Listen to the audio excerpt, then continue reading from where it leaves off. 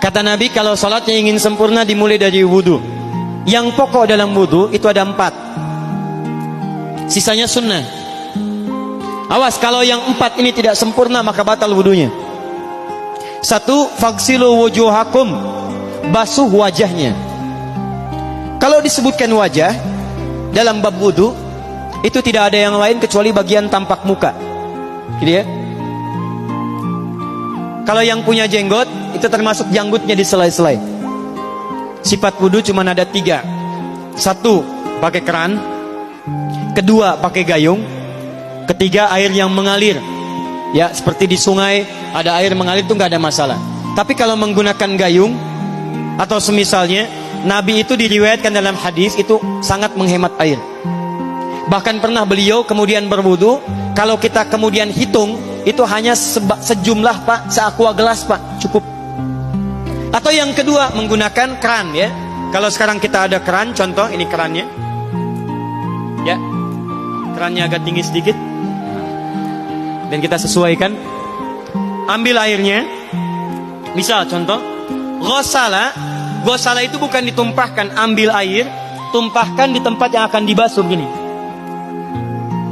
Yang telunjuk itu kemudian menghapus atau menghilangkan kotoran di sela-sela mata, contoh. Yang jempol menghilangkan kotoran di sela-sela telinga bagian belakang di sini. Ya. Kalau misalnya saya mulai ambil airnya, kemudian saya tumpahkan di sini.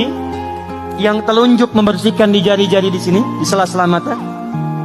Yang jempol kemudian membersihkan di sela-sela di bawah telinga sini. Kemudian di selesai. 1. Tahan sebentar ya, ini praktek dulu sebentar. 2. Wa aydiyakum ilal marafiq, ini yang sering keliru. Dan tangan sampai siku. Jadi saat kita mengambil air wudu, ambil airnya, tumpahkan dari sini ilal marafiq sampai ke siku ke sini. Balikan lagi ke depan. Jadi bukan kerannya dibeginikan, sikunya dibeginikan, takut, bukan. Jadi bukan siku diteruskan ke bawah.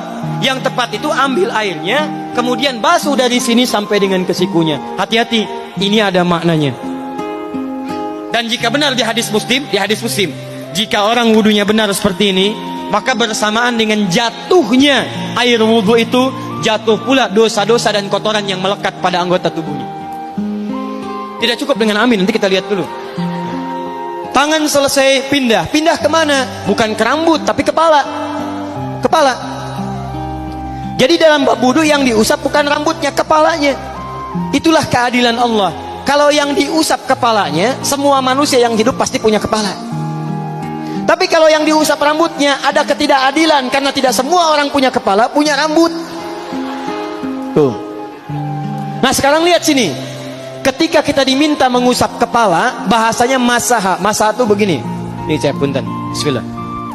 Ini ya. Ambil airnya, tumpahkan, baru kemudian diusapkan ke kepalanya. Paham ya? Kalau yang ghasala, ambil, tumpahkan di tempat yang akan dibasuh. Tapi kalau masaha, hati-hati, ambil airnya, tumpahkan, baru diusap. Jadi bukan diambil air, tumpahkan di kepala begini. Yang dibasuh kepalanya bukan rambutnya. Jadi kalau ada laki-laki sudah dandan, sisiran, rapi, tiba-tiba keran dibuka, yang diusap cuma rambutnya, ulak. Nah, itu batal wudunya. Tidak sah. Harus diulang.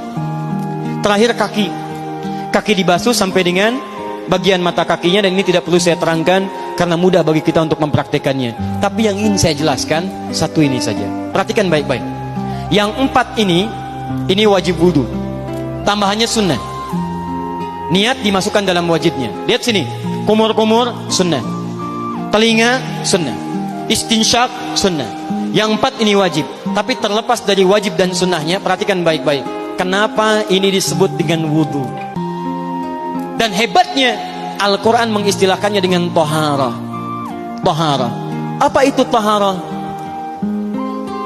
Apa itu suci? Toharah. Apa itu toharah? Suci. Apa itu suci? Toharah. Ada toharah, ada nadhafah, itu beda.